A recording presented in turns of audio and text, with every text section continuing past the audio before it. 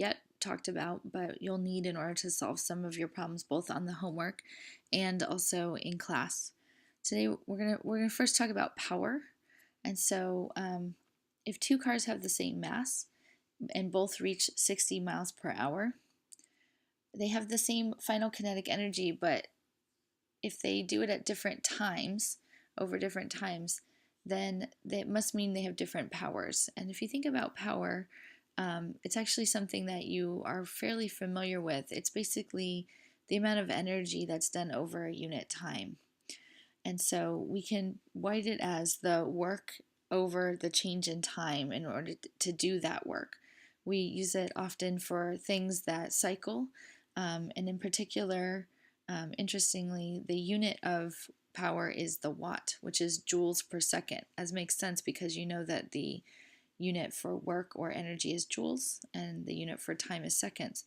But you probably are familiar with this unit since this is one of the only SI units that we actually use in the United States regularly.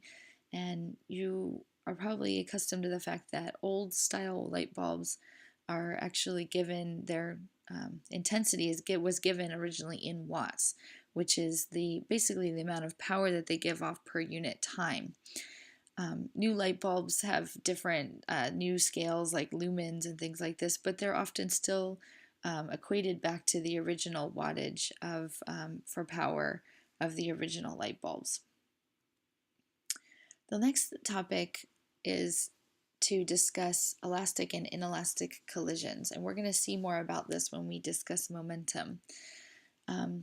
These types of collisions, you can actually use conservation of energy to discuss them because the energy before and after of the entire system, which includes both masses that collide, can be conserved.